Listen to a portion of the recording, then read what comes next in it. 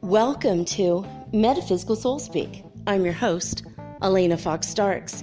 Hey guys, I hope you're doing really well in this moment in time, and that whenever and wherever you happen to be in the space-time continuum, that you are able to take a few moments out of your day to play. See? Saucier Ravenspell also agrees with me. He is always telling me to play, right, kitty cat? Here he comes. He wanted to be a part of the show today, and he came upstairs to be with me. And so he's going to be meowing throughout the show, I'm certain of it.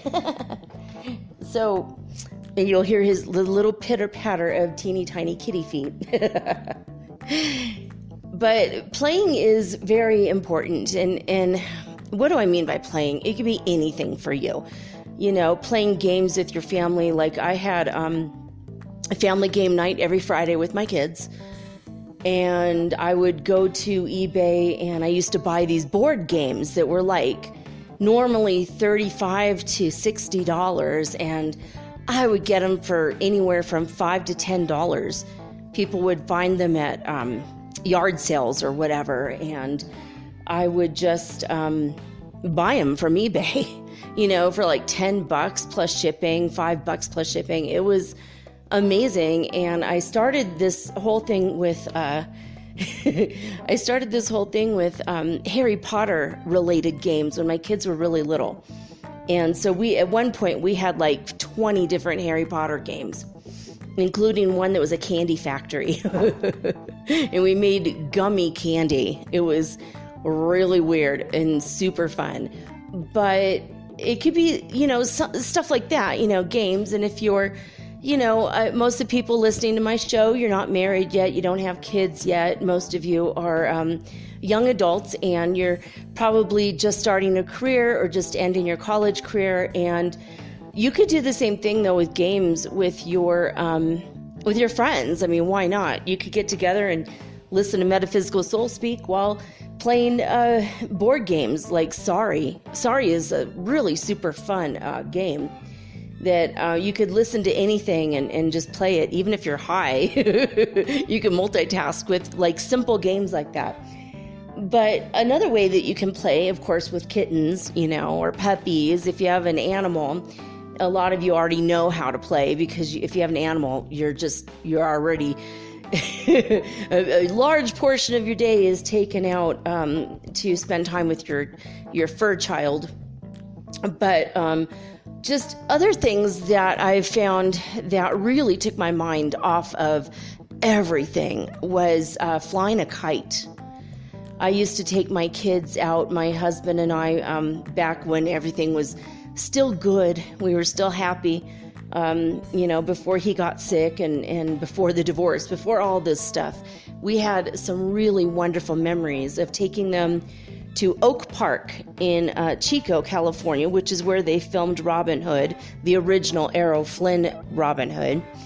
That was Sherwood Forest. And those trees were, they're old, like 200-year-old oak trees. And so we would take the kids out and we would fly kites. And one day we flew a kite so far into the sky we could not see it anymore. And we were like, should we keep going or what do we do? And we were like, this is kind of exciting, but getting a little scary. You know, this is how Benjamin Franklin discovered lightning, right? Or like the fact that there's electricity in the lightning. So I was like, maybe we should reel her in a little bit. You know, we started to reel it in. and all of a sudden the thunderheads roll. And we're like, oops, we really need to roll the kite in. And then, well, the largest tree there actually, we didn't realize at the time was a kite eating tree. So the minute we reeled it in far enough, that tree just snatched that kite up and we never saw it again. And we literally the tree was so enormous, we could not see the kite. And we went back to that park every week for months and we couldn't see that damn kite. It never, ever came back. But it was fun to fly a kite. You can also try hiking if you have a river or a lake near where you are. Just walk along the river and just skip stones. That's always super fun. That's a fun way to play. Other things. I like to play with cards. I do the collective card of the day every night for you guys. I like to just, ask questions, hey, and I play with spirit. Hey, I have a question about this, or I have an idea about this. I want to know the answers. And now that I have several decks, again, it's been years since I had this many decks. I'm so pleased that I'm building my collection. And I feel like eventually I'm going to end up with some really killer ways to do cards. And so that's one way I play. Hey, here's I could do like a tarot spread, and then I could maybe get my other tarot deck to kind of see if I get the same cards. And also I've got my Angel Answers card, and that's what we took our card today, was from the Angel Answers. And you can use like the answer cards to do ask questions about, okay, well, this is a card that you gave me, universe, so let me ask a question about that, and the universe will tell you the answer through the Angel Answers card. That's one way to play. You can also choose runes out of a pouch. You can make your own, or you can buy some really nice ones online that are like carved into stone, various beautiful stones. And Pendulum Dowsing is always fun. Letter to Robin, I highly recommend this book. I might end up reading it for you guys at some point. What do you see up there? Oh, the cat. I do hear him. There's a spider or something he saw. I think he thinks he sees something. Maybe he sees. It's very possible he's seen the dragons in here. Hey, what's up? Oh my gosh. Okay. He's going to be a part of the show from now on, now that he learned how to get to the top of the mountain, or which is what I call the third floor. Hey, come here. Oh, hopefully you guys can hear the pitter-patter of kitten feet. It's really sweet. So, anyway, what are other ways to play? Besides playing with spirit, doing divination is always super fun for me. You can get dice that have. I ordered some. Hopefully they'll be here soon. I ordered dice that have the symbols of all of the zodiac, and I don't know how I'm going to use them yet. But I think I could, tell me when the moon is in what sign will something happen. Maybe that could be a way to do it. I don't know.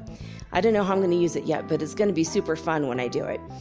Walking and skipping stones. What else? I'm trying to think what all the different ways to play. Like, I'm not a person that normally would go out and just play. And it's one of those things that I have to really, plan ahead and work on it. Maybe write a list. I am very, very Virgo, right? And I really feel like my guy is a Gemini, and I need a Gemini, because Geminis are very good at playing. They know how to go out and just have a really good time. Like right now we're playing guitars, and an hour later we're going to be painting a painting, and you know what I mean? It's just maybe in a couple hours we're going to be skipping stones at the ocean, you know what I mean? like every couple hours there's a brand new activity, and I love people that motivate me like that, to get up on out of the house and to go do stuff that's playful and fun, and it's important, and I just wanted to bring up this idea of play, because you guys, in the middle of this massive global pandemic, and it's not that freaking fun, right? And so there's a lot of, there's card games you could play. You could play card games, even Battleship. You can play over the internet, like doing a Zoom meeting with your friends or Skyping it, or even over WhatsApp. You could play. And for a while, I actually was playing some trivia games and some, I don't know, maybe it was a spelling game or something. I had 2 or 3 games going with people on Facebook through the Messenger. I don't really go on Facebook much, but just only like 4 or 5 times this past week have I actually seen Facebook for 2 minutes or something.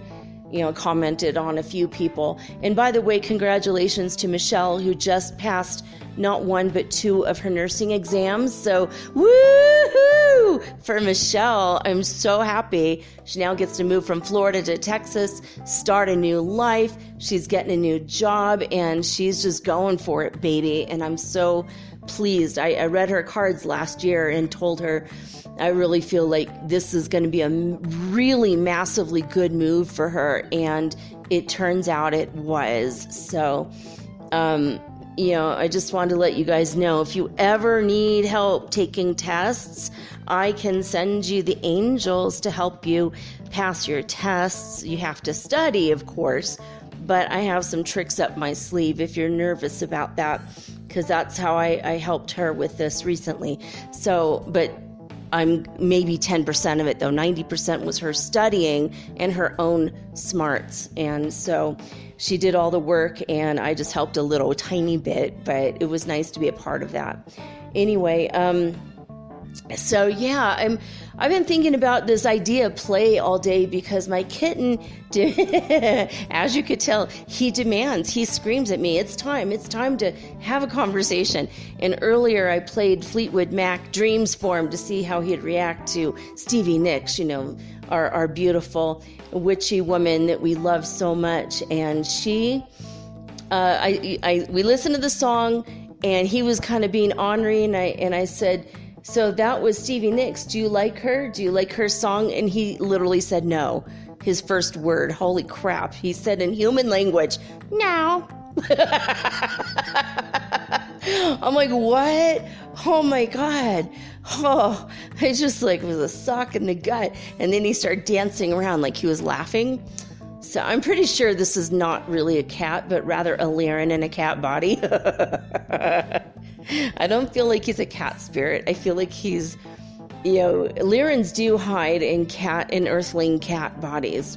They're very comfortable doing that, because the Dracos freaking killed their world, blew up their planet. And there's been a couple of different galactic historians that have brought this out, and the Lyrans themselves, they don't want to talk about it when I do channel them. And I don't know. Cosmic Empress did say that a lot of black kittens or black cats are definitely Lyrans in disguise. Most of the black cats in the world are mostly starseeds, that they're they used to be human form or humanoid form before, and then they hide in the bodies of cats. That's why they act so human-like and strange.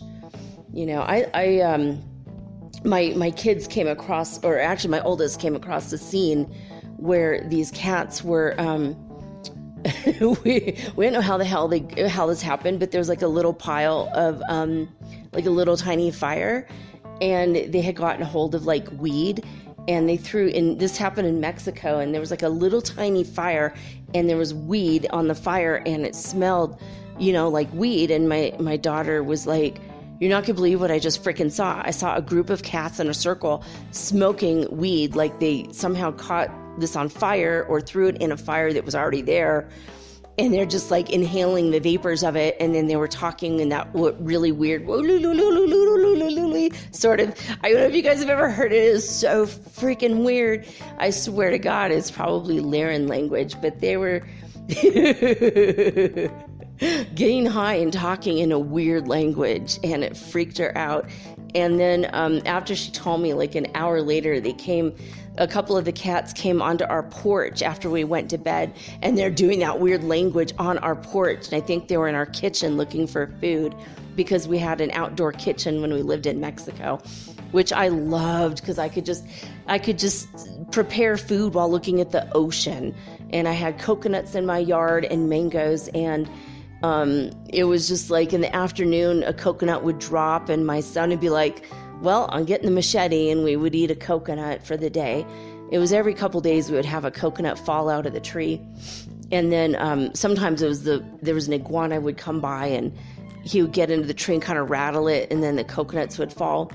And then my son would go outside, and then the iguana would like run by my son and slap him really hard in the leg. You just kind of feel like that iguana, he had an agenda. He was really old and he was huge. We were just like, all right, okay. living the beach life in Mexico with the reptiles. The caimans never did anything. We're always walking by the caimans, and they're like baby crocodiles, and they would just hang out, do nothing. They never gave a crap that we were there, and I didn't even know that there were caiman. My son went down there every day, and then after like 2 months, he's like, there's like little crocodiles down there. I'm like, damn, I forgot about that. Holy crap. They're like a predator. Don't go near them anymore. He's like, they don't care. They're just sunning themselves on the beach. But Mexico was really beautiful. I mean, we had white birds, these beautiful white cranes. I think they were cranes. They were, oh my God. But you have to go there when the sun was just rising, and they would be out there in the water just on the edge, like where the river was going into the ocean. And Mexico was beautiful.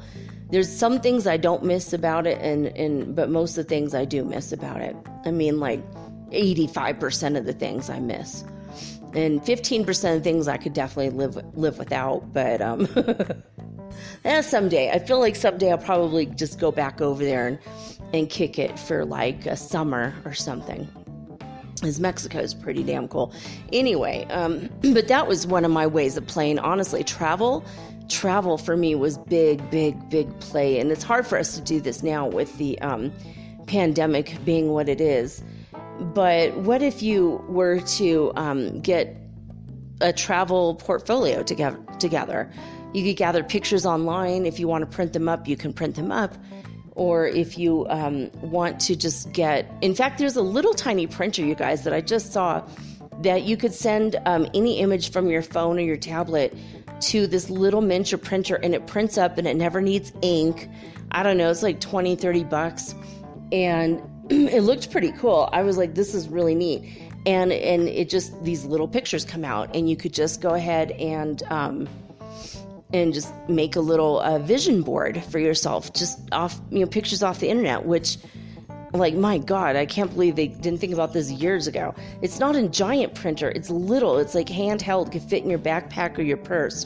And it's like the size of a playing card. And so I thought, oh, that would be so cute. People are making scrapbooks in the ad that I saw. But I would use it for vision boards, just to visualize my future, the things that I want, and that could be another thing that you could do to play. Just play with your life, like in a way that it's a game. If you think about, we're just going through the levels, we're trying to get to the 5th dimension, we're trying to rescue fucking Zelda. I mean, it's what it feels like, it's like a massive freaking mission. It seems like you got to pass the levels, you got to do all the tasks, we got to learn how to love, we got to learn how to forgive, we got to heal ourselves, we got to go through some really hard things and some hard times, so we appreciate the good things and we appreciate the good times, and then we got to be able to admit to ourselves our shortcomings and our the pitfalls that we've fallen victim to temporarily, such as addictions or bad behavior or anger, spouts of anger. I was going to say spats of anger. I don't know. You know what I mean? So we have all these different things that we have to get through, and it's almost like we're going through levels. We're like checking off a fucking list. Like, had an anger issue, got rid of it. Check. Someone really hurt me and I held a grudge for 10 years, but I finally was able to forgive them. Check. I didn't make that one move I should have made 25 years ago, and I regretted it ever since, but now I'm able to finally forgive myself. Check. It's like a freaking list, or levels in a video game, like ping-ponging through the matrix, trying to work our way up that space-time continuum and that spiral. And we have to play. It's a game we're playing. Life is a game. There's literally a game of life, and life is a game. And so, I don't know. I mean, splashing along in the ocean with my son was a super fun day that I had one day, and we went and got ice cold coconuts, sipped them under an umbrella on the beach that we rented for $5 for like 5 hours.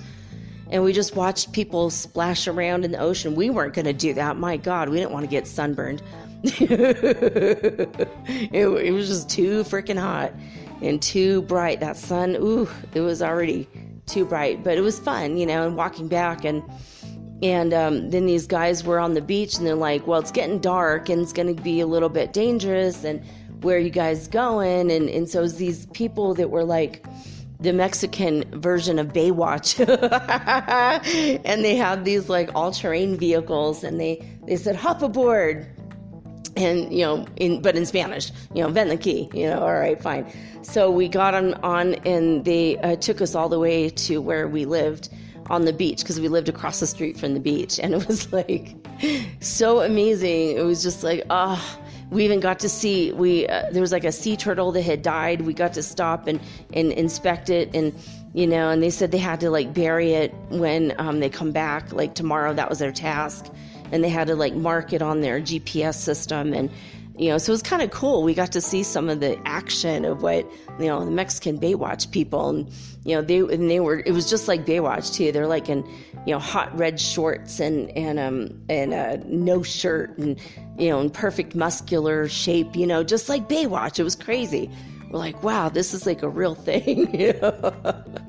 And they even had like the red buoys to rescue people and everything. It was pretty interesting. But they helped us. They're like, yeah, we'll just take you. Because it was like, oh my God, we'd been walking for hours on the beach. And it was like, I don't know, walking in sand is exhausting. But it was super fun. And it was just what we did, But that was a fun day of play. It was just like we didn't do a whole lot, just hung out on the beach. We went to this one store and we found Reese's peanut butter cups, which is extremely hard to find outside the United States, and probably because they're particularly melty. And so when we've gone to hot places, they never had them. And we found a place that had that. We were like, oh my God, it was like the holy grail, So we had to buy several, and we brought some back to my daughter. It was just fun. I mean, those kind of things. And, we lived there, but we acted like a tourist.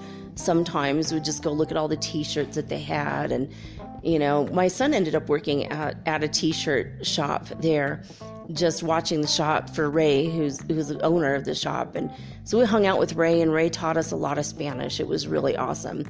And that's just kind of how we lived, And for us, learning languages was a form of play. Learning different skills and fun things. Like my son wanted to take an aerobics class because he wanted to know what aerobics was like. And he thought it'd be good to to do exercise, because we found a school for them when they were very little, when we went to, when the kids and I moved to Guatemala.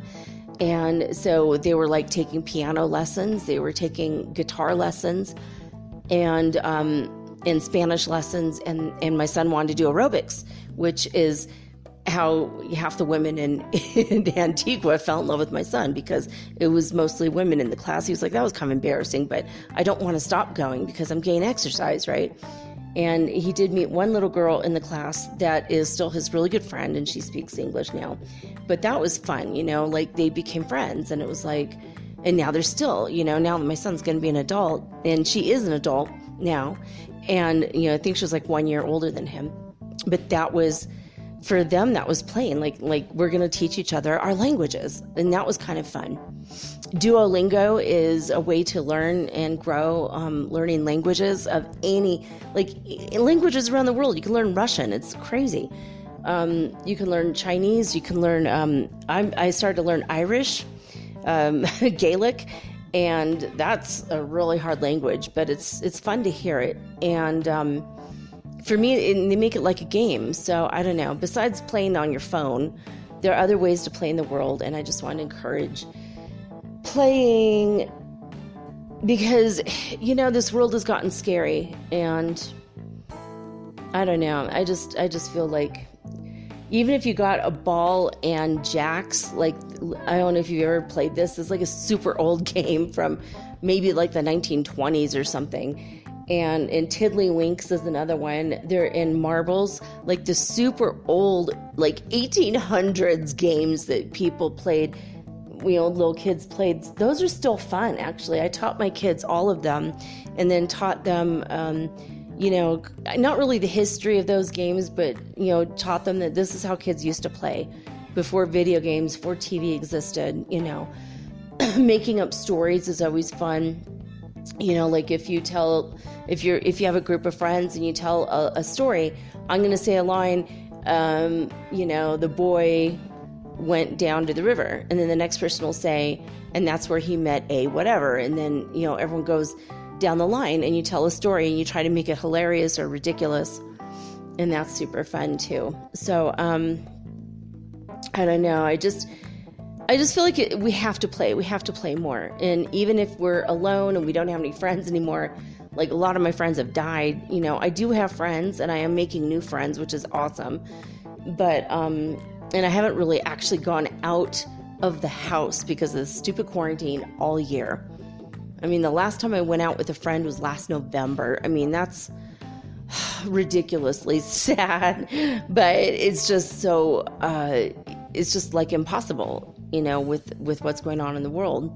I found out today that if you have type A or type B or type AB blood, if you do get corona, it's going to be a lot worse for you than if you have type O blood. Luckily, most people in the world have type O blood. Unfortunately, I have type AB blood. So that news just kind of disheartened me a little bit. My son has B positive, like his attitude. So does my daughter, which is, but I'm worried about my kids, I'm worried about me. And it's like, oh man, that B blood comes from, that's like the Native American. It's almost like an Asian. It's actually, I think it originated in Asia, B blood. And, so maybe the land bridge theory was right. And that comes through our Cherokee side. I'm sure of it. And A comes from Europe. That's like the agrarian, I don't know, where people grow wheat and shit, The societies where they actually did farming, up in the, like European, like probably Ireland, is probably where the A blood comes from.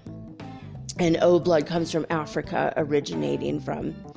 I don't know if you guys knew about that. That's crazy. I read about the history of the blood types a long time ago. I was absolutely fascinated and completely enthralled with that for a minute. So anyway, I wanted to tell you about the Angel Answers card, speaking of playing with cards. I found, by the way, something strange is that I got these Angel Answer cards from Wish.com. Radley Valentine is the person who did these cards, and I found out that there's like a little QR reader on the back of these cards, and they don't put the book inside the cards. And so I was really excited, like when I discovered this like 2 days ago. So I got a QR reader, and I went to the website, and they were saying yesterday, they're trying to say that, like it's a scam website only because they didn't pay their security certificate, which is really stupid. Because I know it's like $100. They're like trying to scam you out of money. So when you do pay the certificate, everyone feels safe. But when you don't pay, then they say you're not safe, which is total BS. But I know because I have a website that I paid that stupid certificate, and it's just super annoying to me. It's like the bullies, shaking you down is what it feels like to me. Anyway,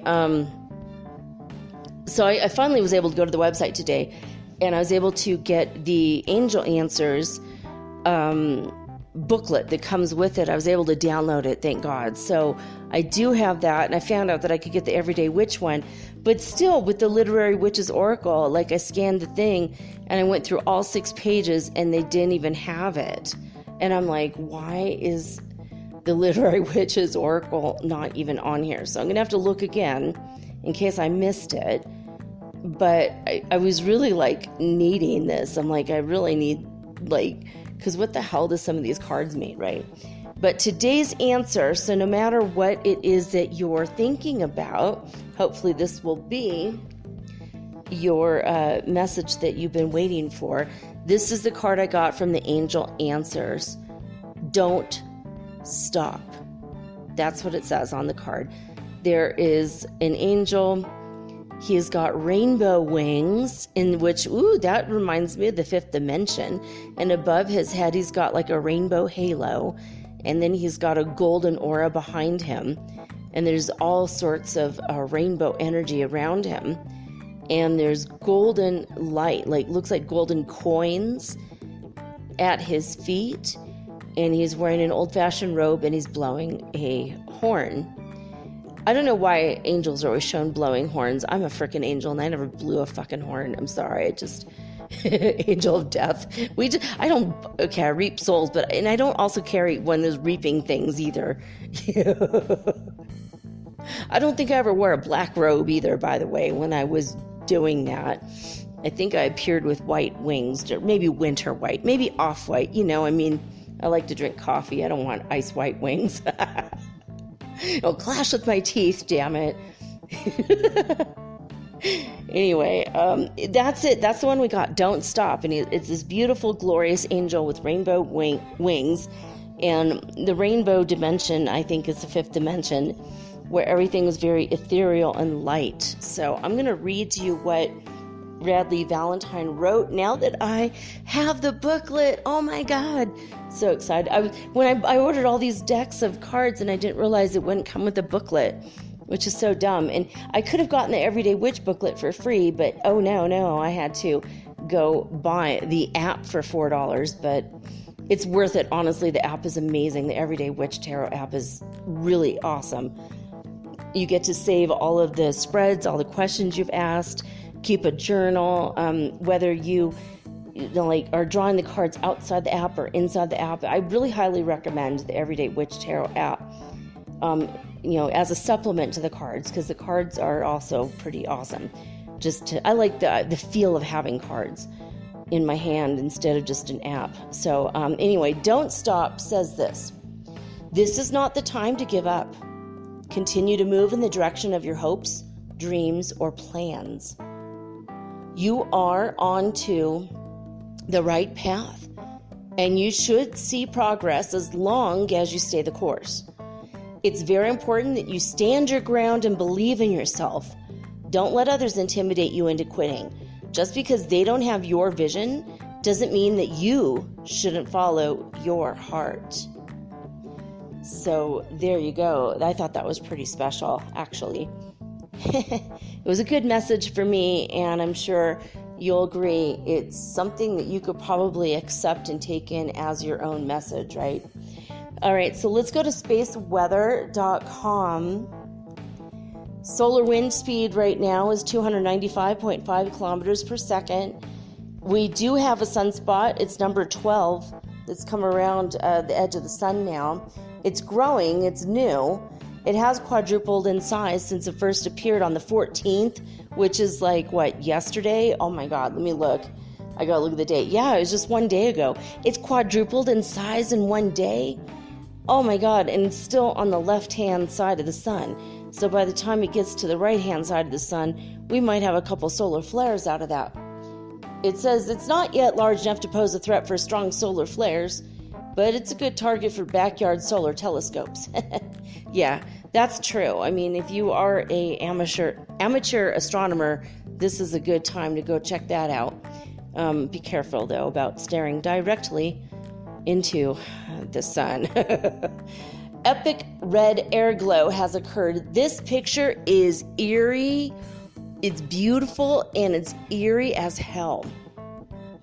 I don't know how to explain it other than it looks like it's red, this massive red thing. It looks like an octopus in the sky, or like it's almost like it's mimicking the sun, or almost like one of those sea anemones. You got to see this picture, spaceweather.com. This is crazy. It looks like auroras, but it's not, they say. On the 12th of October, photographer Ruslan Merzlyakov, I can't say that name, Merzlyakov,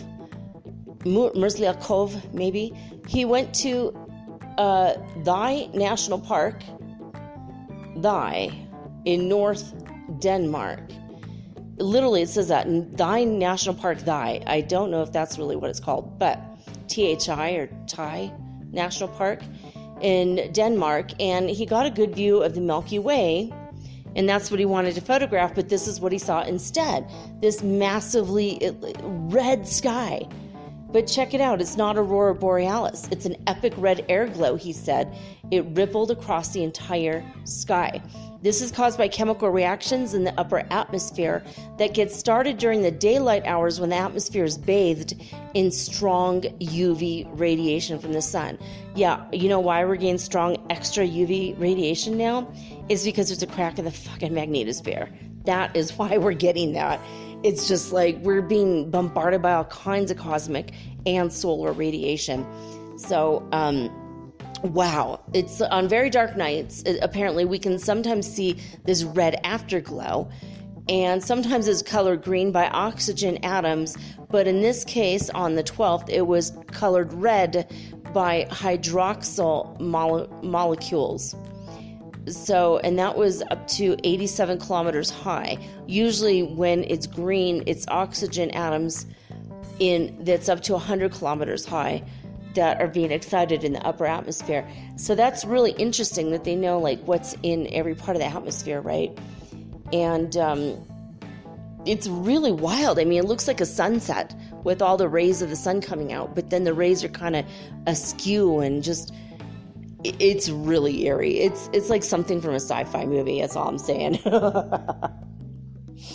I mean, they said the air glow is often modulated by the dramatic ripples. See, they're calling it dramatic ripples. I'm calling it legs. It looks like legs or like rays of the sun. It looks like it's like making fun of the sun with the rays coming out. Okay, maybe not making fun, but it's really crazy looking. So it says that these are gravity waves. What? And they're from powerful thunderstorms that are propagating upward and crashing into the air glow layer.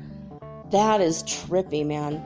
So and it says, naturally, people are going to wonder if this is an apparition of red air glow is related in any way to the outbreak of red auroras. Yeah, I was thinking that too, because they're two different things. They're two different sky anomalies.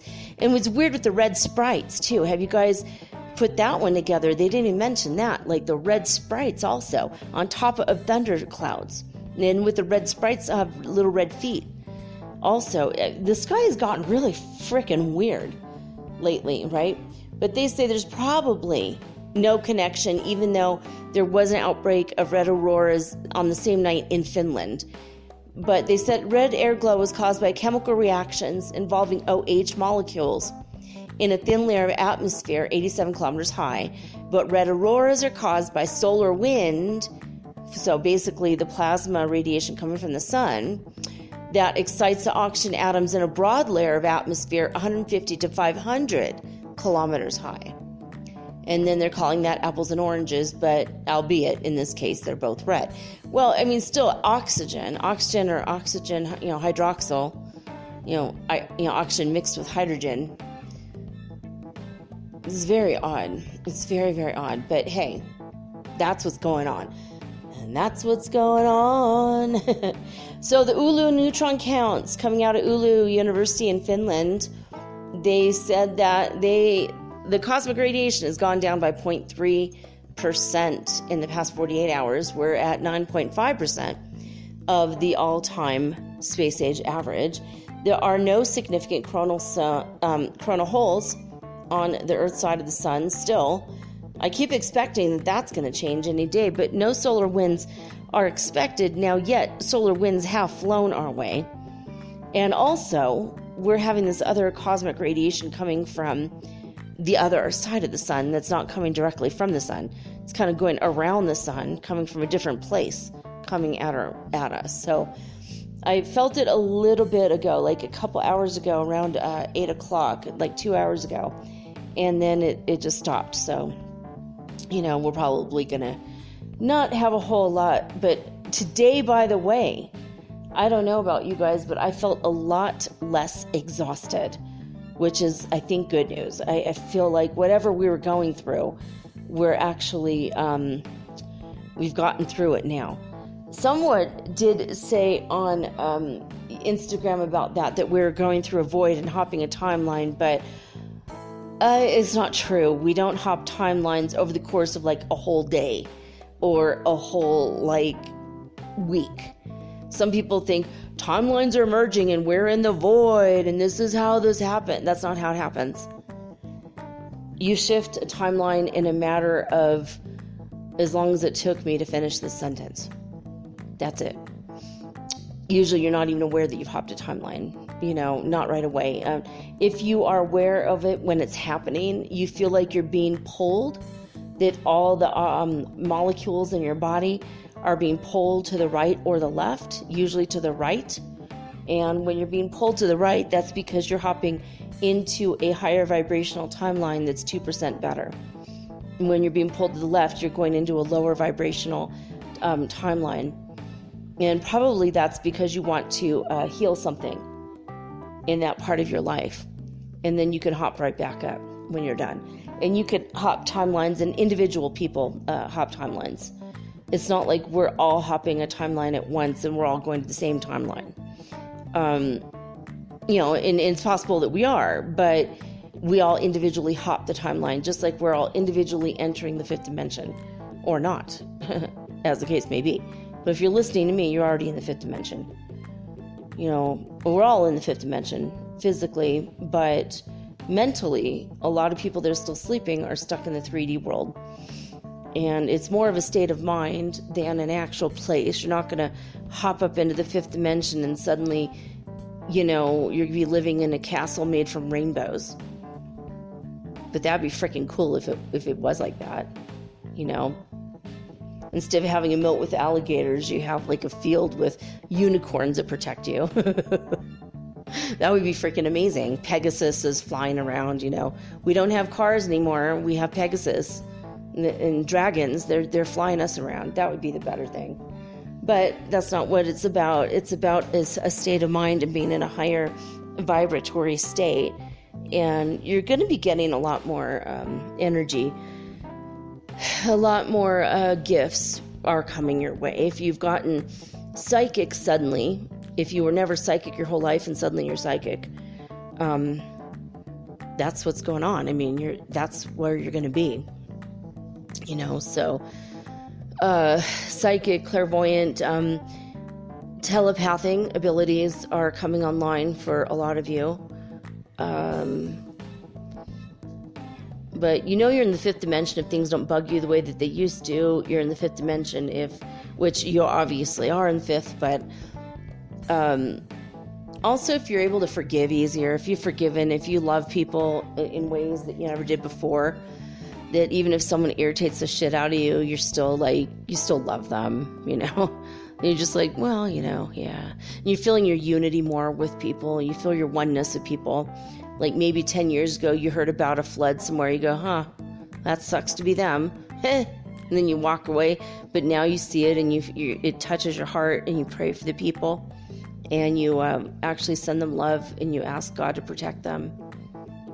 That's a sign that you're growing in spirit, love and compassion, and having a lot more love and compassion for your fellow man in every situation.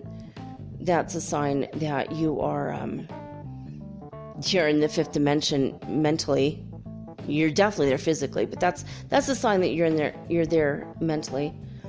All these people that are freaking out about not wearing a mask and they're screaming and they're calling them Karens and whatever.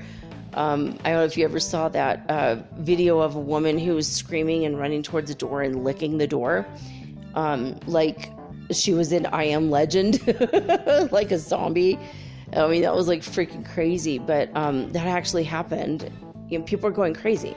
But the people that are afraid to wear masks and they're speaking out against wearing masks, they're narcissists and they're sociopaths. You know, like, I mean, yeah, it sucks to wear a mask. I don't freaking like it either. I don't want to wear a damn mask. I don't wear a mask. But I don't leave the house. When I leave the house, I do wear a mask. Because I don't want to get other people sick. What if I'm a carrier of this thing? I don't want to be a super spreader. You know, I don't want to have a disease and I don't want to give a disease. You know, I don't want to get it. So why not be safe, wear a mask? You know, BFD. Big fucking deal. It's not that big of a deal. It's a tiny little thing that I can do to make sure that I'm doing my part in not spreading a disease to people. You know, you could kill like a couple thousand people if you have it and you don't know you have it and you spread it to someone else and then they spread it to other, you know, within 6 months, that's, you just killed 2,000 people, you know, with the numbers that they were looking at. And maybe it's a little bit less now, I don't know, but I just feel like it's just be safe, you know, whatever. If you don't want to wear a mask, don't go near other people, period. You know, but if, but the people who are like, it's a big, you know, they're just trying to control you to make you wear a mask. It's like, they're trying to keep you safe. It's a public health concern, you know. But there's a lot of people in the spiritual community who have gotten up there, you know, and they have like 50,000 to 100,000 followers, and they're like now talking against wearing masks. I mean, the president himself is talking about not having, you know, hating wearing masks and not wearing masks and taking his mask off like he's some kind of fucking maverick John Wayne wannabe, you know, super spreader jackass. And the reality of it is he got freaking COVID because he didn't wear his fucking mask. Duh. It's one of those moments where it's just like, duh, and super duh, triple duh. You know, and the thing is, though, with this is that it's pulling out the narcissists and the sociopaths of the world. It's literally showing us who they are. When they're like, well, I don't think I need to wear a mask because it's my freedom. Yeah, your life is your freedom, too. You know, like, just hold on. Another year, maybe, we won't have to wear masks anymore. There are some societies who were wearing masks anyway. They had nothing to do with this disease. You know, years ago, they were already wearing masks. Just because it's healthy. Healthier. You know, just keep yourself safe. I mean, in Peru, I saw people wearing masks that had susceptibility to whatever. You know, I mean, it was just, in some places it's normal for that to happen. You know, in China, I think a lot of people wear masks anyway. Japan, I think they do as well. In the Asian countries, I've noticed, I've seen news clips and people are always wearing masks, even before this ever happened, even before this year. And, but there are some people that start talking about it like the government's trying to control you. And it's like, they just want people to be safe, you know. It's not a secret hidden agenda to fuck up the world, to mess with your mind. It only messes with your mind if you're a narcissist and you rely on your face to manipulate people. You know, be safe. It doesn't matter if you know, if you really want to wear your makeup and you want people to see your lips, and especially if you are working with people that are deaf, there are masks that don't cover up your, that has like a little window in front of your lips so people can see you talking, you know. But I don't know, I want you guys to pay attention. If you do like look at people online that are famous in the spiritual community and then they're talking against the masks, you're going to know their true personality. It's coming out now. I just want to point that out. It's kind of crazy, right? I was like, woo, there's someone in particular I'm thinking of. I don't want to bring it up, but there's a couple different people who are talking about masks, like, you know, rising above it. And, you know, we could be so airy-fairy and lofty and high vibration and not get the disease. That's true. You can raise your vibration and never get any disease ever again if you know your God self. But in the meantime, until you know your God self, until you can create, like an apple tree growing in front of you in 2 seconds and pluck an apple off and eat it, like a true spiritual master of everything, until you can manipulate all the atoms and molecules around your body, mentally with your mind completely controlling it, until you could walk on fucking water, maybe wear a damn mask. That's what I'm saying, right? Because these guys who are saying, acting like they're, almighty and holier than thou, and they're going around telling people not to wear masks, and they're very famous. These are famous people in the spiritual community right now. And I'm looking at this going, it's upsetting their ego in a way. And then they're saying, this is not from a place of ego. Yes, it is. You're scared because you want people to see your face because you are a manipulator. That is a sociopath. That is a narcissist. In fact, Psychology Today came out with an article talking about that. So I just wanted to point that out. That is another secret way to know if someone is a narcissist or a sociopath. No one wants to wear a mask. We all want to take it off and just breathe a little, right? But I mean, I'm not saying that because it's a pain in the ass. But the people who are out there speaking out against it now, those are the people I am suspicious of right now. Anyway, 33 fireballs. Speaking of great balls of fire, the All Sky Fireball Network and NASA's All Sky cameras did capture 33 fireballs over the United States today. 22 were sporadic, 5 were the October Ursae Majorids. Ursa. 5 October Ursa Majorids. That's crazy. I've never even heard of that. 4 were Orionids, 1 was Epsilon Geminid, 1 was Southern Taurid. And that's it for the space weather. I did go off on a tangent there, didn't I, for a minute? All right. So the magnetometer from Heartmath Institute is down today, damn it. So we do not have any data from 2 days ago from them again. So let's just keep praying for them because, like I said before, they were in the way of the fires. I have no idea what's going on with the fires right now. But Schumann Resonance today in Italy, though, has actually finally gotten up into the 5th dimension again. They had a 57 followed by a 56 hertz frequency. So they are well within that range, and it's about damn time. Now watch. I want you guys to be aware of this. A lot of people are going to come around and say, the Schumann resonance totally affecting me. Oh my God, it's so high. Watch. The people who are not aware that that is the lowest number out of all of the numbers. I mean, where were they 3 days ago when it was 256 in South Africa? Hertz frequency, right?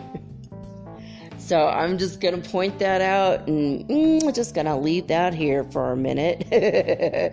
it irritates me a bit because I know it's going to happen. It's just like freaking clockwork. Every time it gets over 40, people go, ooh, look at that.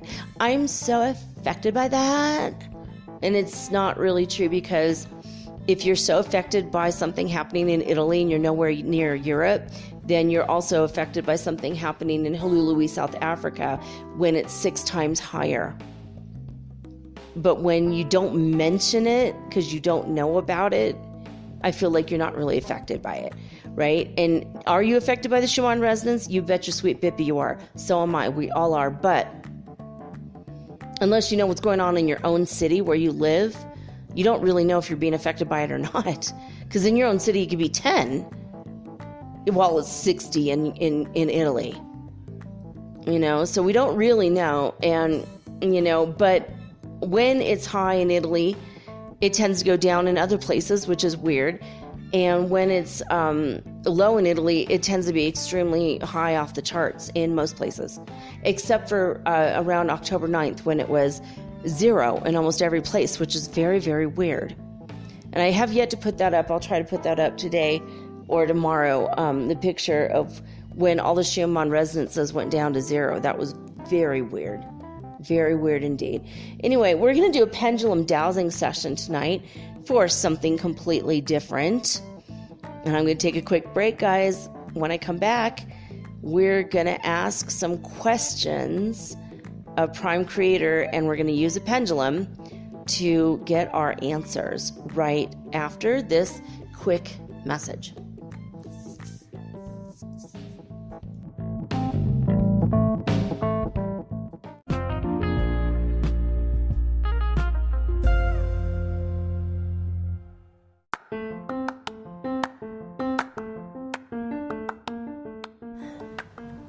If you haven't heard about Anchor, it's high time you did.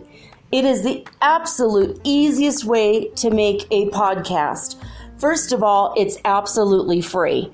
Second of all, they have creation tools that allow you to record and edit your podcast right from your phone or your computer. You guys have known that I've been doing this for 8 months using the Anchor.fm app right on my cell phone, and I have done it everywhere, right? I have recorded this in my living room, my bedroom, little cafes in Quito, Ecuador, all over Cuenca.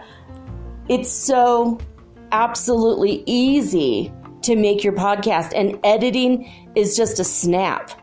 Anchor also will distribute your podcast for you, and it took me about 2.5 months to become syndicated, and now I'm available on Spotify, Apple Podcast, and many more, and so can you. You can make money from your podcast also, and there's no minimum requirement. You get paid from your very first listener. It is everything that you need to make a podcast all in one place. So please, if you are interested in making a podcast of your very own, do not hesitate to start with Anchor. Download the free Anchor app or go to anchor.fm to get started today.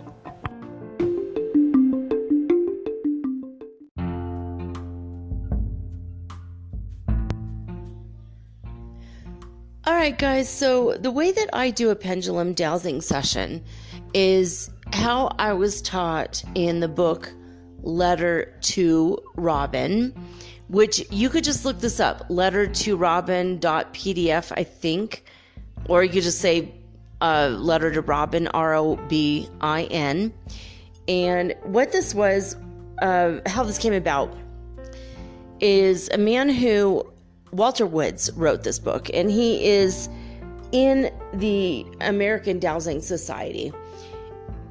And somebody wrote him an email named Robin, and she said, I am interested in knowing how to dowse. How do you dowse? How do I use my pendulum? And, well, that opened up a big bag of worms.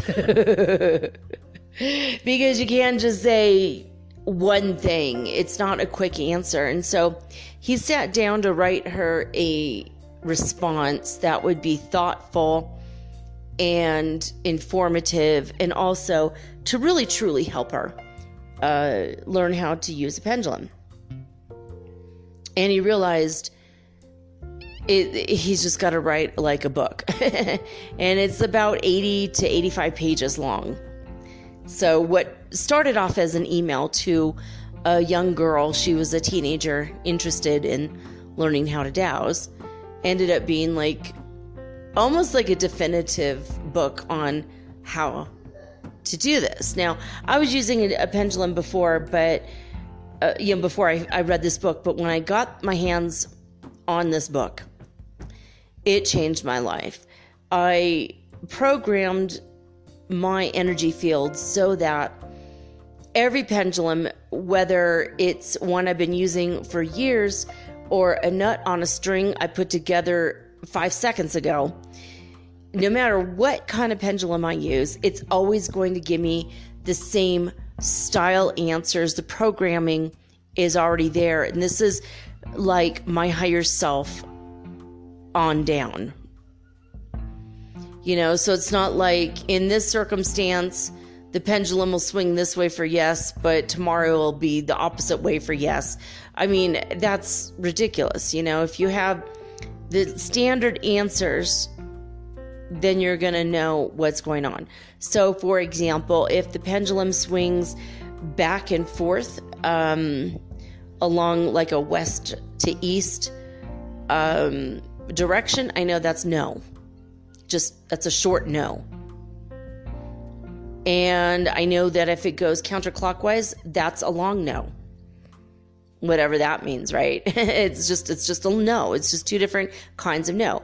If it goes north to south on, when I hovered above the paper, like I write a circle, and then I do kind of the points of a compass. So for yes and no. And if it goes clockwise, it's definitely a yes. If it goes north to south, it's definitely the short yes. And if it goes just diagonal from the lower left to the upper right, I know that that's ready for question. And if it does the opposite of that, and it goes from the upper left to the lower right, I know that means needs more information, or it is a maybe. Right? So I also, I draw this, I just drew one. I had one somewhere. I don't know what happened to it. So I did it. I drew another one. And on here, it's like the face of a clock. So 1 through 12, that could be months. That could be weeks. It could be times. And then also slightly to the right, I draw a 1. And then slightly to the left of 12 o'clock, I draw 100. So 1 to 100. And then that's how I make percentage. But in Walter Wood's book, he actually does percentages on a plane of 180 degrees rather than 360 degrees. But it's just, I kind of made up mine based on his, as far as the degrees are concerned, or, the percentages. Basically, because I had forgotten how he did it. And his makes a little bit more sense. But anyway, I just wanted to point this out. If you guys ever want to learn about pendulum dowsing, I highly recommend Letter to Robin. God bless Walt Woods.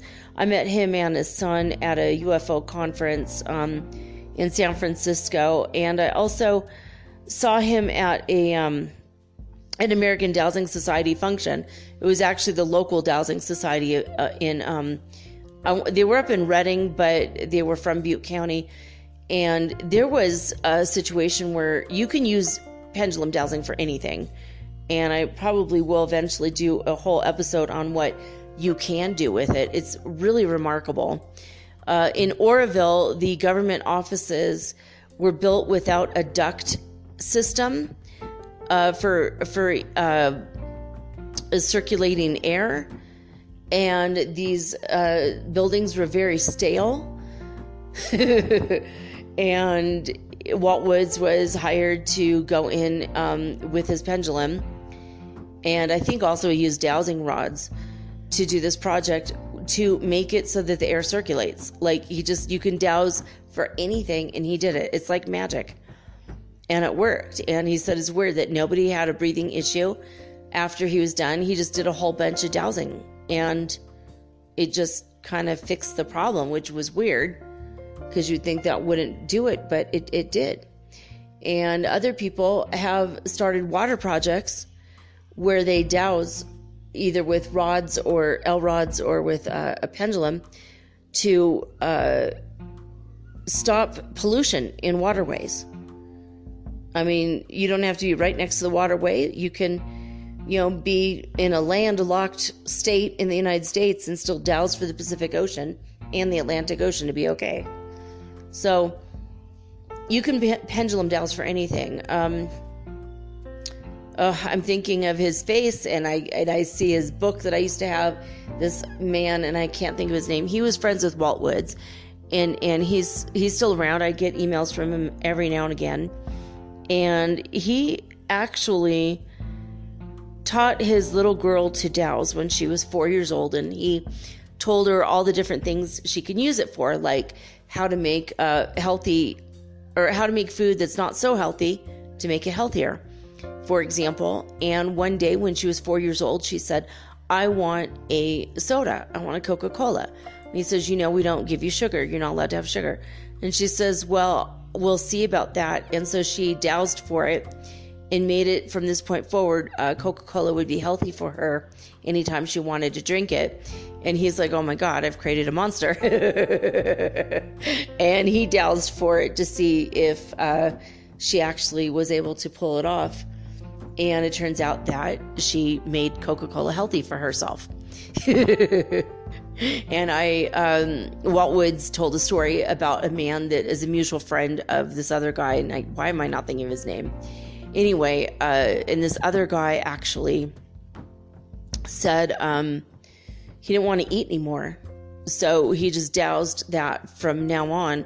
All he needed to do was drink enough vitamins to keep him alive in a gallon of water and be extremely healthy forever. And he hasn't eaten in over 20 years, like a solid meal. All he does is he puts vitamins in a gallon of water, drinks that in the morning, and then throughout the day drinks another gallon of water, or I think maybe it's like half gallon each. But that's all. That's it. That's his only nutrition. You know, he hangs out in the sun. You know, he pulls in some sun rays through his skin, but he doesn't really eat, and he hasn't eaten in 20 years. So dowsing is extremely powerful. You can use it for many, many things. Like I said, I probably will do a show on this someday. But right now, we're going to go ahead and do a session. I've written 20, I think I wrote 24 questions, but actually I wrote a couple different questions. So I have about 25 questions here, basically. Like I have, like question 9, for example, has like 4 questions in one. So we're going to just round it up or down and just call it 25 questions for the title of the show. But it's like technically, I think we're going to actually end up asking more questions. So we're going to put this, I want to be connected prime creator. My connected prime creator, Pendulum says yes. And now it's going into the ready for question position. And I programmed all this a long time ago. So what I do is I just make my mind blank, ask the question, and the pendulum goes where it will, based on it moves by the tiny movements in the muscles of my hand. But all of it is subconscious, and I connect to my super consciousness. I connect to prime creator and my higher self. And so the answers that I get are not like coming from me. It's coming from my higher guidance system, basically. So, okay, the first question is, what is the current percentage of spiritually awake people on Earth? What is the current percentage of spiritually awake people on Earth? And now the pendulum is swinging from the middle out to...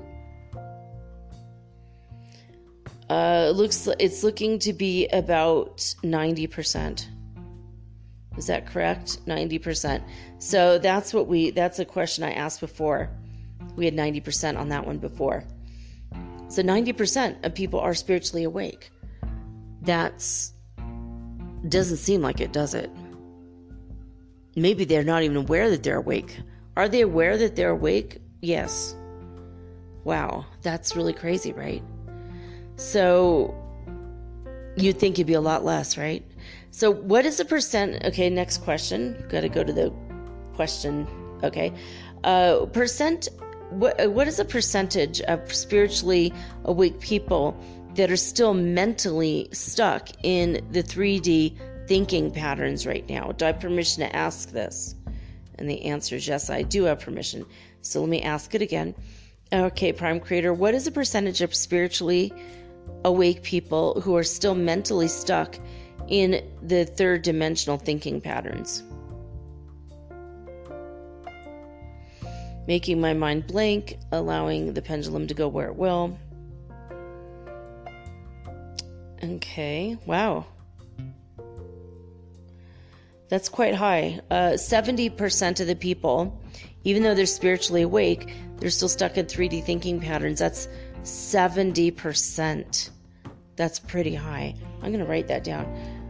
Like, wow, that is interesting. So while 90% are still awake, 70% are still stuck in the 3D thinking patterns. They're like super hard to shake. So, you know, that illusion is ever strong. All right, number 3. Will people be considered... Okay, here, you know, I have to wait till The pendulum swings to the ready for question. Okay, now that we're ready for question. Will people be considered ascended spiritual masters once they are physically and mentally present in the fifth dimensional world in 5D? And the answer is no. No. So we're going to write that down. No. So you're not going to be, once you're in, see, this is something that I heard someone say today on videos. I watch spiritual videos on YouTube and different places, and someone said that, well, we're basically becoming spiritual masters. And it's like, no, we're basically jumping up into a different dimension. That doesn't make us a spiritual master. It just makes us less physically dense and mentally dense. You know, like we might have emotional mastery over ourselves, but to become a spiritual master, there's a lot more involved to it. You know, you might have forgiven everybody and accept everybody and love everybody, but it doesn't mean you're going to walk on water and be able to create and manipulate matter. You know, you won't be able to create a castle before you in 2 seconds just because you can, just because you're in the fifth dimension. Like, there's still a lot more spiritual mastery that you need to work on, and I need to work on. We all need to work on it. So it's it doesn't mean you're going to be a spiritual master, like right there, right off the bat. So that was something that somebody said, you know, we're basically becoming spiritual master. No, it didn't ring true with me when I heard her say that. So I thought, well, I'm going to have to add that as a question here. So, okay, here we go. Next question. Question 4. Ready for question. Okay, question 4. Is the Merkaba, the spirit light body, is this a real thing?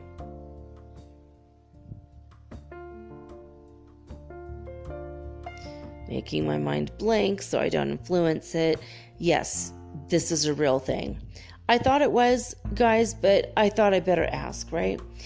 And so the follow-up question, part 2 to question 4 is, what percentage of people have their Merkabas fully activated right now? What is the percentage of people with fully activated Merkabas right now? Wow, only about 30%. Is that right? About 30%? The answer is yes. So 30% of us have it open, and I know mine's not fully activated. I'm going to have to do a Merkaba show. Anne Hillsborough, the author, has asked me about that. I think she's asked. I'm giving her the credit for asking me about this. And I'm like, you know what? I'm going to have to get a book on this. I know which book to read about this. And they're very long, 2 books, and I found them online, downloaded them for free. So I'm gonna have to do a show on this. So now, question 5.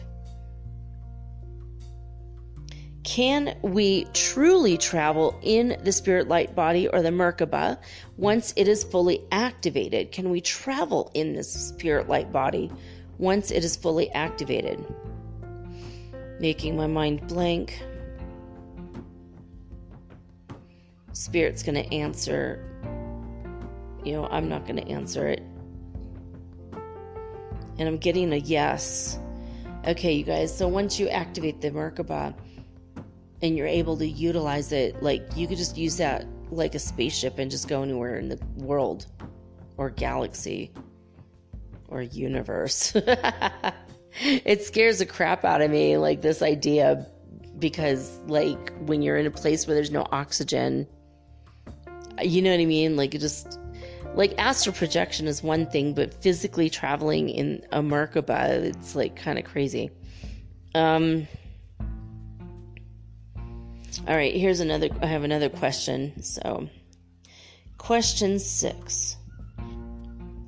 What percentage of spiritually aware people truly love all people 100%, including people they don't agree with, or people who are mean or rude or evil people? What percentage of all spiritually aware and awake people truly love all people 100%, no exceptions.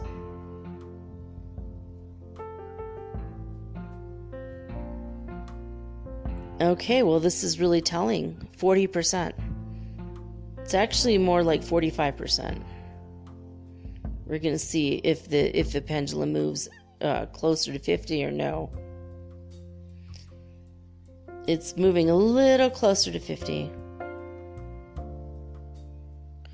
Okay, so is that less than 46%? Is that more than 46%? Is that at 47%? Is it at 48%? Yeah, so 47%. So not even 50%. So 47%. That means that you need to work on it if you are in the group of people who still kind of hold a lack of love or animosity towards, people who have basically spiritually asleep ideas, like if you hate racists, that means you don't love them, right? See, I don't hate racists. I hate racism. I don't really hate it. Actually, I just feel like it's wrong, but it comes from spiritually asleep people. But the people who are racist, once they awaken spiritually, and they start to understand that they can't progress further spiritually until they love everybody, and then that would make them no longer a racist. So you have to think, it's better just to pray for these people that they wake up spiritually, but I don't hate them. I love them. I just wish that they would wake up. So I ask God, please wake up all the racists, make them denounce their former ways and ask for forgiveness and forgive themselves. We all need to forgive everybody for having horrible ideologies, that affect the masses. I just feel like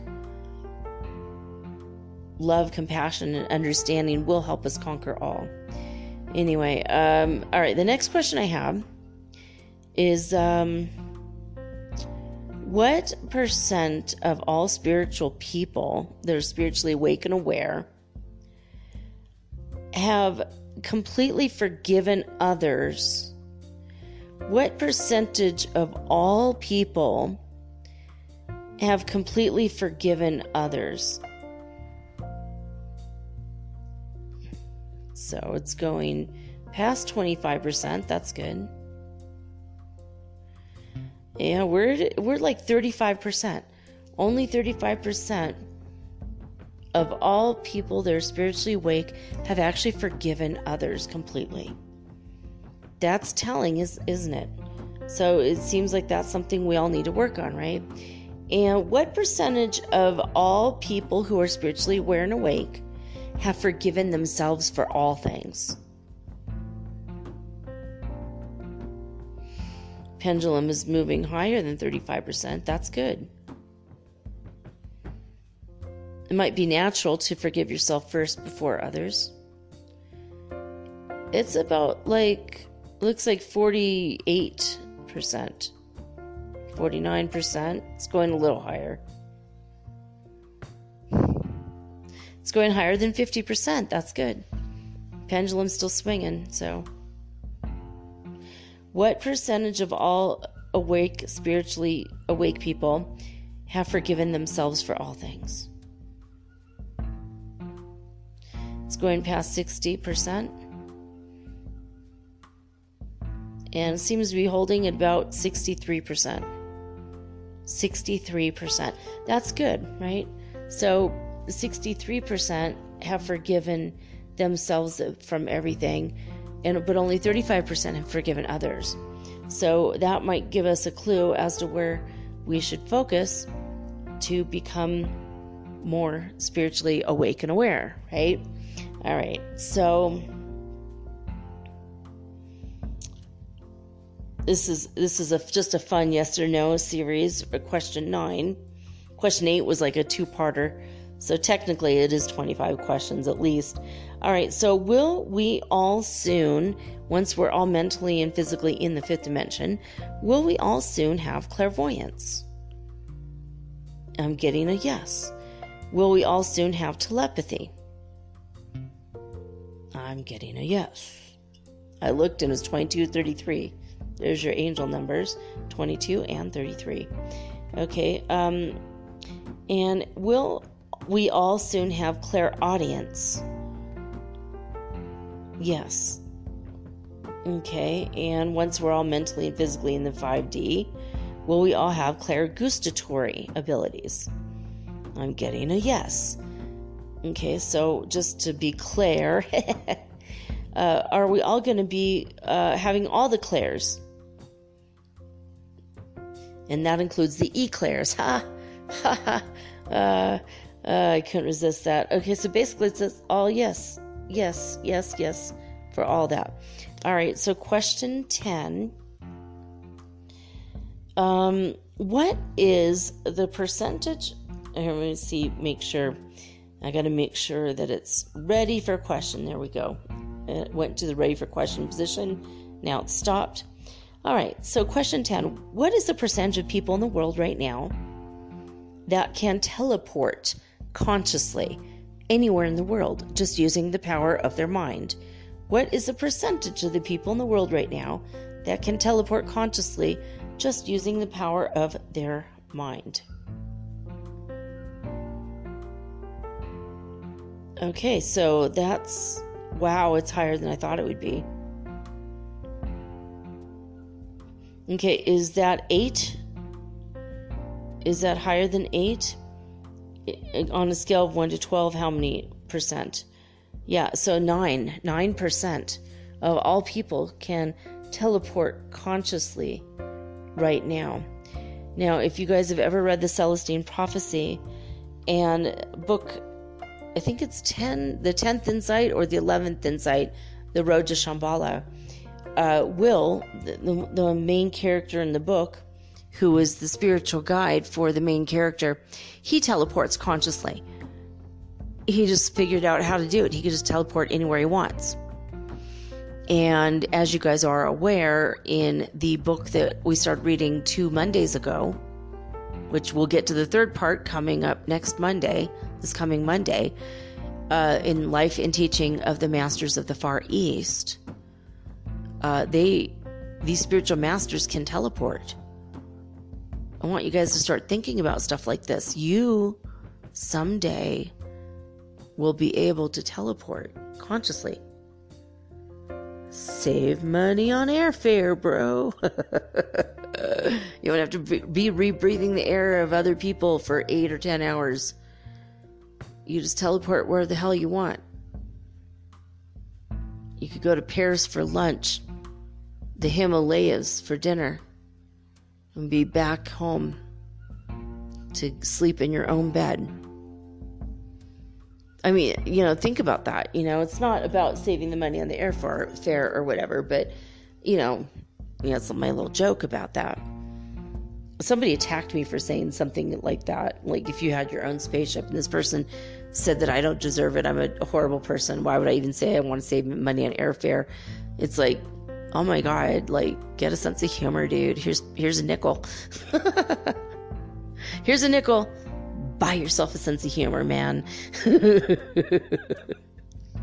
It's like, what? I don't get when people don't have a sense of humor.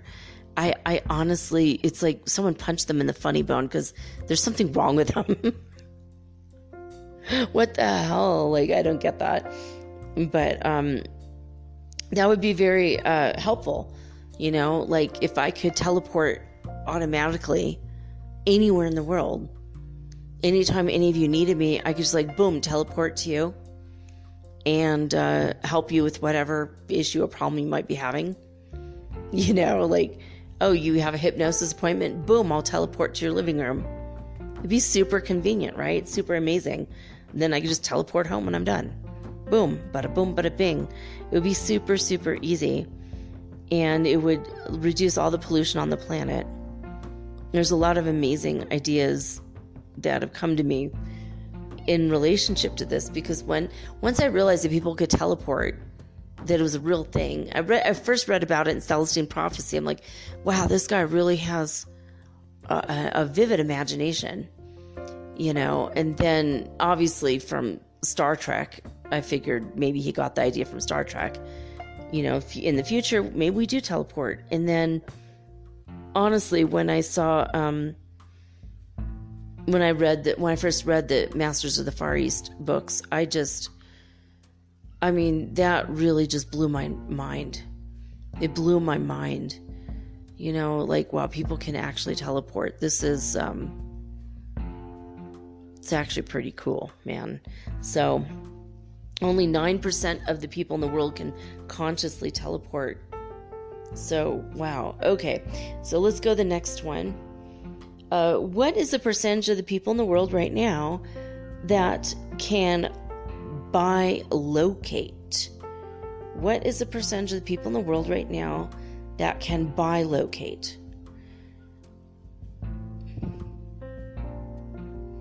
This is way higher than I thought it would be. Holy man. So is that 23? 23%, guys. 23% of people in the world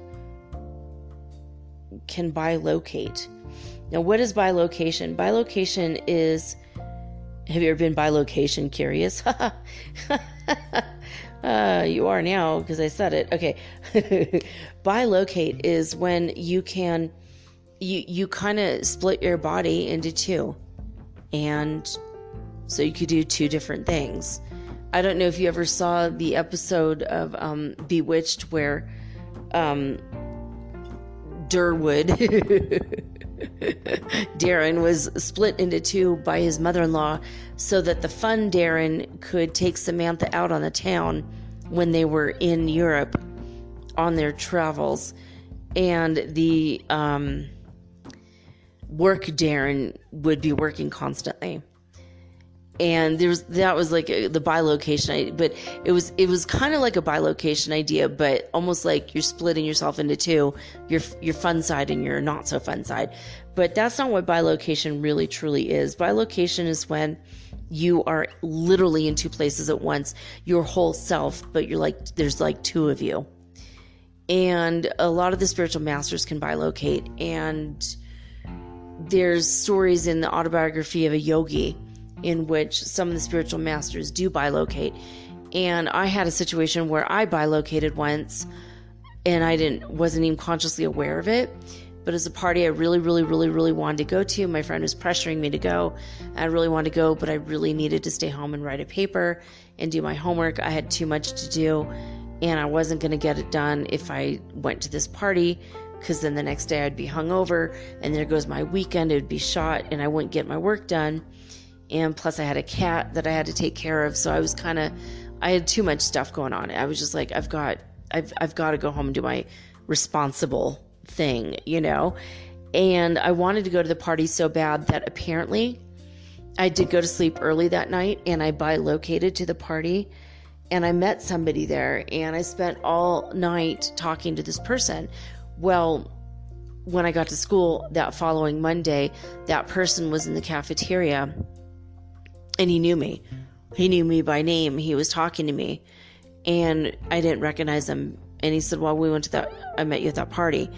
And he was at that party that I really wanted to go to. This was when I was in university. So crazy, crazy story. He was like, why are you playing me like this? Why are you acting like you don't know me? I'm like, because I don't. But, you look like an amazing person. I want to know you. And he's like, oh, you're just messing with my head. I'm like, I'm really not. Scared the crap out of me. Scared the crap out of him. We never spoke again. And we never saw each other again, which was weird. But somebody else knew me. And I don't know how I met them either. And it's kind of a similar situation. As several months later, someone knew me, and they knew my name, and they knew what my major was, and that we had a conversation. And the place where they said we had a conversation, I had never been. So it kind of freaked me out. So apparently I have the ability to bilocate, but it's not conscious. It just happens and freaks people out when they realize I don't know who the hell they are and I don't remember the conversation. I do have face amnesia, but that's not what this is. I know for a fact I didn't go to that party, and I knew that I wanted to go to that party.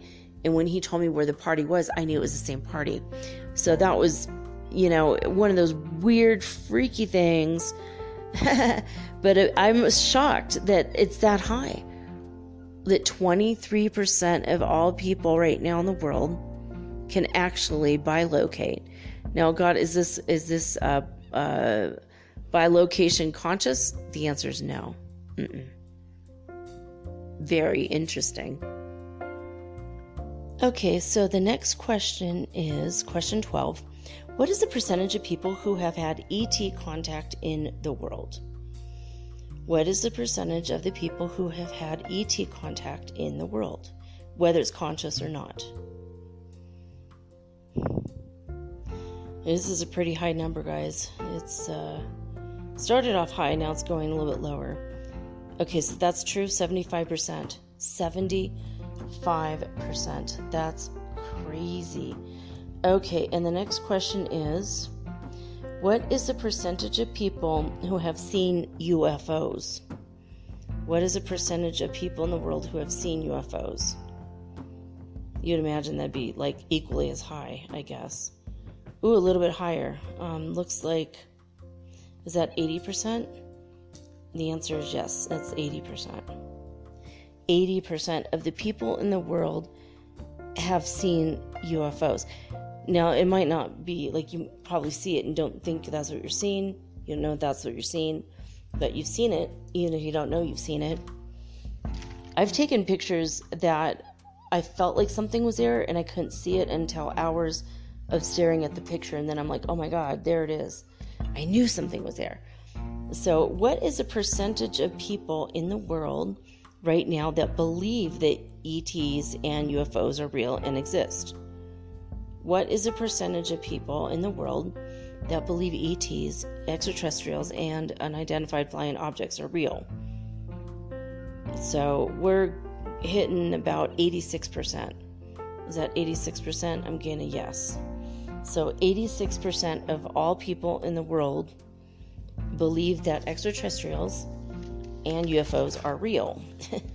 I mean, I know for a fact they're real, but not everyone believes it. Not everyone still, even though the Pentagon and the Navy and the Army, they've all come forward, and various governments of the world, such as Belgium and even Mexico. I mean, many governments in the world, Peruvian government has admitted it. I mean, they've never denied it. A lot of governments just never denied it. All right, so question 15. What is the percentage of people ready for physical contact with the ETs? Them landing, shaking our hands, consciously being there. What is the percentage of people on the planet that are currently ready for ET contact, direct contact? I'm blanking my mind because, of course I want it to be 100%, but it looks like just under 75%. So is that like 73%? Yeah. 73% of the people are ready. 73% of the people are ready for physical contact with ETs. Okay, so next question, 16. What is the percentage of people that are spiritually aware with all of their chakras open? There's seven chakras in their body. What is the percentage of people spiritually aware that have all 7 chakras fully open in their body? What is the percentage of people with 7 chakras open right now? It's the pendulum's kind of going around in a circle.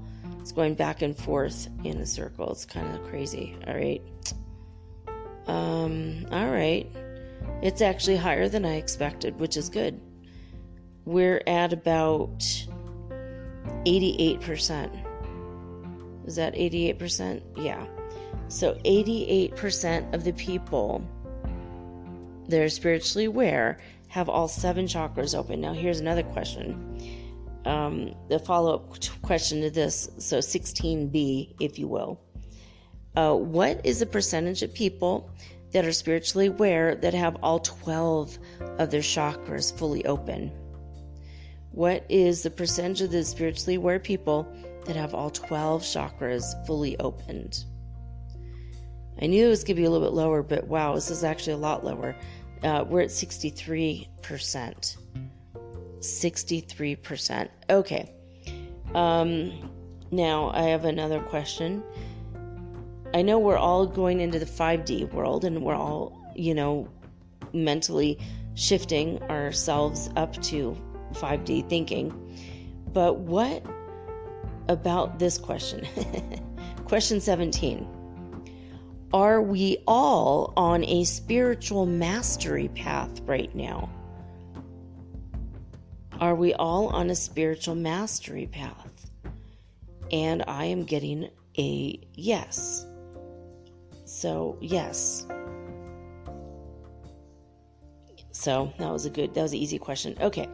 Now I have another question, follow up to that. Is Ascension a spiritual mastery path? Is Ascension a spiritual mastery path? I'm getting an up and down no. Yes, I'm sorry, yes. That was a yes. The other one was a clockwise, like a circular yes. And the up and down yes is the one I just got for that second question. Okay, I don't know if that means the difference between the yeses. I don't, maybe it's like yes, absolutely, definitely, or if it's just yes. Or is that the same? It seems like it's all the same, but anyway, okay, the next question is question 19. Once we are all in the fifth dimension mentally, will our health be suddenly perfect? So, getting ready to answer. I'm waiting for it to go into the ready question position, and now it's stopped. All right, question 19. Once we are all in the fifth dimension mentally, will our health be suddenly perfect? I actually am getting a yes. I did not expect that. That's pretty cool, right? So yeah, it will be. So our bodies will be less dense, and once our minds are less dense, and we can accept the less density of our bodies, then perfect health will be just right there within our grasp, which is good. So, okay, question 20. Ready for question. Will people cease to exist that refuse to wake up spiritually? Will the sleeping ones that refuse to wake up spiritually, will they just suddenly cease to exist in this world? Okay, I'm waiting for this to go. Will the people cease to exist that refuse to wake up? Oh, this is scary. The answer is yes. They're just going to cease to be if they refuse stubbornly to wake up. That's crazy. But remember, most of the people actually are spiritually awake. They might not be aware, but they're awake spiritually to some extent or another, which is pretty cool, actually. So I'm like, God, a third of the people are just going to leave? Is that true? But I don't think that's true any longer. 90% are awake, so maybe only 10% will leave. I don't know. Okay, let's see. Question 21. Will the people who are spiritually sleeping still be moved to another planet to live out 26,000 years from the Stone Age back on up? Is that going to happen again? Because that's happened before. The answer is no. They're just going to cease to be, dude. Whoa. So they're just going to cease to be, and this is it. This is the end. Cool. All right. So no one's going to go to another 26,000. I'm getting a no for that. All right. So question 22. Will the people who are sleeping spiritually hop to a lesser timeline than they're on now? No. Does anyone ever hop to a lesser timeline from this point forward? No. Do we just keep hopping up to timelines? that are better than this one? Yes. So if you hop a timeline, it's only going to be the new and improved version of where you're at. That's good to know. That we're not going to go back down. For a while we did though, right? I'm getting a yes. Yeah, for a while we were allowed to hop down. Now we're not. We're only moving upward and onward. We're not going to move back down that spiral. So, here is the next question. Question 23. Is Earth splitting into two? Basically, the 3D Earth and the 5D Earth. Is that happening? I am getting a no. So, question 24. Is the third dimensional version of Earth dying right now? Is the third dimensional version of Earth dying right now? I'm getting a yes. And will the follow-up question to that, of course, is will the third dimensional version of Earth cease to exist? I don't know. It's I gotta make my mind blank. It's kind of doing a yes, no, yes, no, yes, no.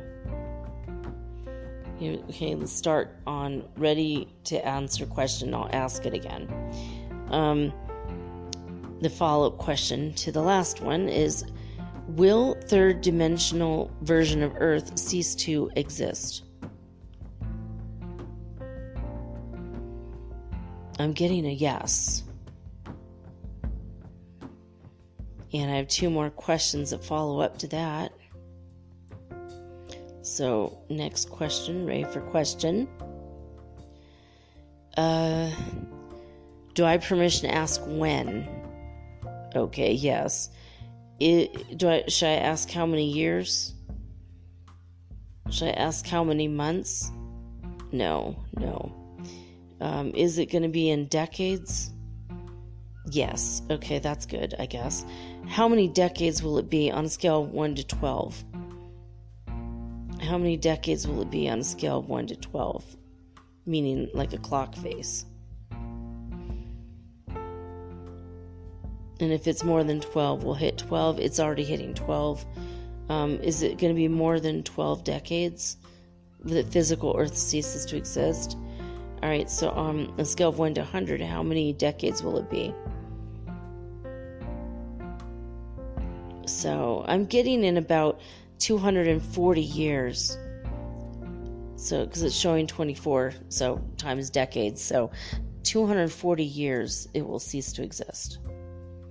Well, we still have time then. And when it happens, will we even notice it? The answer is no, because we're going to be in the 5th dimension. So, yeah, that's it. Well, that's interesting. So, yeah, no, we're not even going to notice it. No. Crazy stuff. All right, I just want to ask some spiritual questions about what we're doing, where we're going. And that's it. That's all she wrote. That's, that's roughly 25 questions.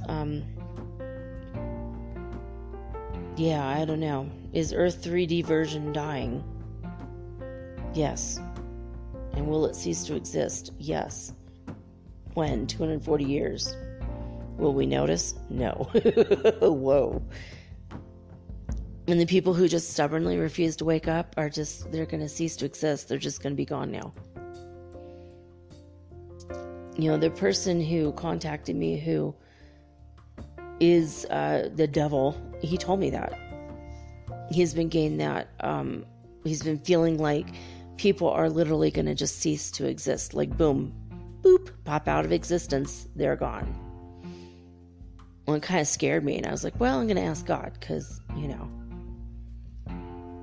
I like the backup confirmation from the Creator himself.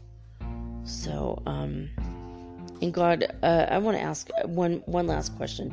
Is it a punishment for people that stubbornly refuse to wake up? Is it a punishment that they cease to exist? And the answer is no. Well, it's actually, maybe this is not a no. This is, oh, okay, now. It says it needs more information. Okay, so when people cease to exist because they're not waking up spiritually, is it a punishment to them? Oh, the answer is no, because they're ceasing to exist. How would they even know? You just cease to exist one day. You don't know that you ever existed because you're gone. So that was my question 25. Was it a punishment? It's not a punishment. So it's probably people that refused to wake up and chose to do evil, and they were here for a purpose. Our training grounds, prove to ourselves who we are, learn from it, and now they're just gone. They're going to cease to exist. And are all those people they're refusing to wake up, they're going to cease to exist? Is it more than 10%? Answer is no. Muscle testing says no. I'm doing muscle testing. Is it less than 10%? No, it's 10%. And they're just going to cease to exist. Yeah, so they're just going to be gone. Why split the earth into two and have super evil people? Just, are you going to reabsorb the energy? Okay, so God's saying He's going to transmute and transform, reabsorb their energy. They will cease to exist. They're not on a spiritual path. They never were. They were just on an evil path. Because when we have evil, then we can understand what good is. So, He's saying in the beginning they were given a choice and they chose that, and they never wanted to turn away from that. So they're just going to cease to exist. Very interesting. I hope you guys enjoyed this episode of Metaphysical Soul Speak, the podcast. If you haven't done so already, please like, favorite, subscribe, forward, share, please. I want to say thanks to Ishel and to Jasmine and to Yasmin for contacting me recently, and also sharing and forwarding and favoriting and all those good things. Every time you do an @ mention for me on Instagram, I notice my numbers are jumping up. So that's good. I would like to make a living doing this podcast. I am serving God by serving you guys and helping give out real and good information. And if I ever give you faulty information and I find out later it was faulty information, I will immediately correct it, because I believe in giving the truth out versus coming up with my own egoic ideas and stubbornly refusing to see reality world. Some people are still doing that. It's weird. I mean, in the spiritual community, they're trying to get, traction through the Higher Self channel on YouTube, which they refuse to put my stuff out there, which is weird. I now have to guerrilla market myself surreptitiously, like, oh yeah, I talk about this stuff all the time. Metaphysical Soul Speak, the podcast. Here's the link. I have to constantly guerrilla market myself through them because they got mad that I didn't strip the music out of my show when I asked if they would play it. So I did strip the music out, and I said, okay, here it is. This is information about the Kundalini, and my higher guidance said make sure that they play it. And I'm like, okay, so I stripped out the music. If you could just put a note that if they want to listen from my channel, they'll hear the full show with complete music, because it's put together as a production versus just a informal talk without music and professionalism, and they ignored me and never, ever, ever got back to me. They, other than to say that they only accept submissions without any music at all. And then the following week, after they never got back to me again, they ended up putting 3 or 4 videos in a row where the person had music playing. Like one where there was an introduction and an outro with music, and they told me that they won't accept that, and they said that it was too long and they wouldn't accept it with music. And then they did play someone's that was over an hour long, and the one I sent them was 30 minutes or 40 minutes long with no music. And so for whatever reason, they refused to play my stuff, and they've ignored me ever since. And it's crazy. They have almost 600,000 followers. So I have to keep doing this thing where I'm like, hey, listen to this podcast. If you guys want to go to their channel and guerrilla market the hell out of me, that would be amazing. But just tell people anchor.fm/metaphysical, or any place where podcasts are heard, And anyway, I wanted to thank you guys for those of you who are telling your Facebook groups. I mean, there's a lot of Facebook groups that if someone says, hey, check out this podcast, people could go, that's amazing, awesome, cool. And if I do it, this is my podcast, then people say, you can't promote yourself. That's against the rules. I don't understand why. I can't do it, but you guys can do it for me if you want. So I'm encouraging you to do it because I really, really need it. Also, for those of you who have sent in donations, I wanted to say thank you. I really appreciate it. I really could use the money since I just lost my income. And if you want to make a one-time donation, you can do so by PayPaling me at mermaidgirl888@gmail.com or metaphysicalsoulspeak@gmail.com, as well as you can become a sponsor, supporter of the show by listener support. Not sponsor, that means commercial. Although I think you can if you contact Anchor directly and ask to specifically put your business on here, then I'd make a commercial for you. But and actually you could contact me, direct message me at mermaidgirl888 on Instagram if you want me to, if you want to have an arrangement between us. I can actually do a commercial for you guys. By the way, some of you do have businesses that you would be willing to $100 a month, and that will give you 20 advertisements on my show that I will never take out. It'll always be there forever. So anyway, that's it. Let's see what else. Trying to think, was there any other announcements before we end the show? Not really. I'm still working on, I wrote a list of, I have 20 different hypnotherapy or hypnosis ideas. If you guys have any others that you want to send in, if you want to give me ideas on what you want to work on so that I could put it together, and then I will send you the audio of it when it's ready. I still haven't decided on a price yet. I'm still working on all that. I'm going to use my handy dandy pendulum. Ask God, what is a fair price for these? Because I honestly don't know.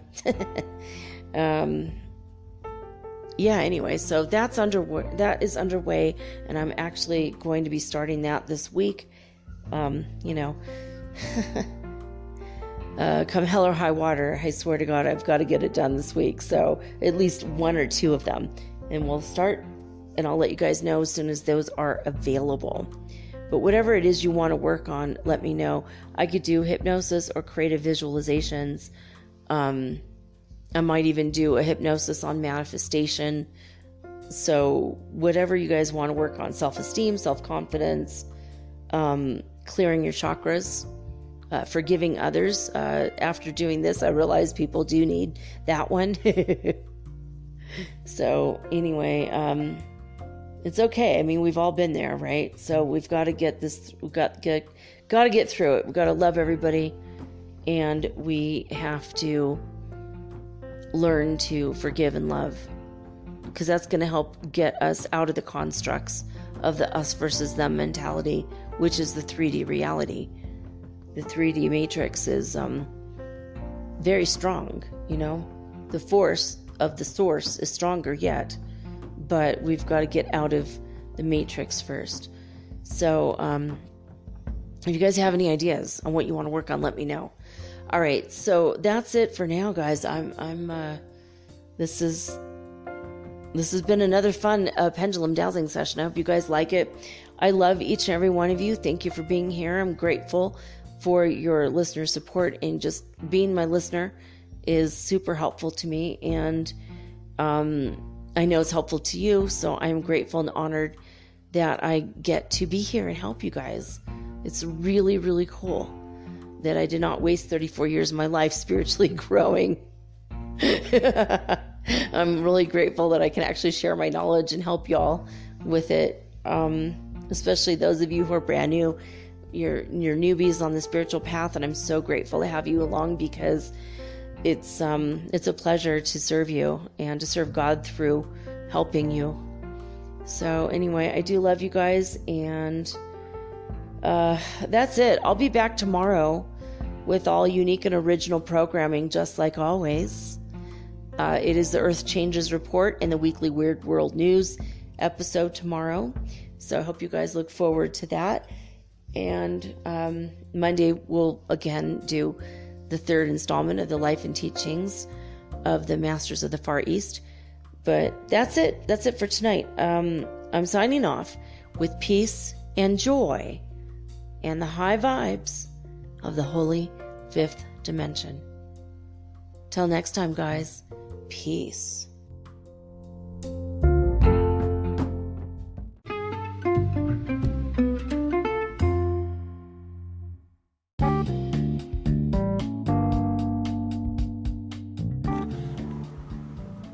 Metaphysical Soul Speak is run on sponsors and listener support. This means listeners like you. If you are so inclined to support my efforts and my little podcast, please visit me at anchor.fm/metaphysical and pledge an amount of your choosing today. Thank you.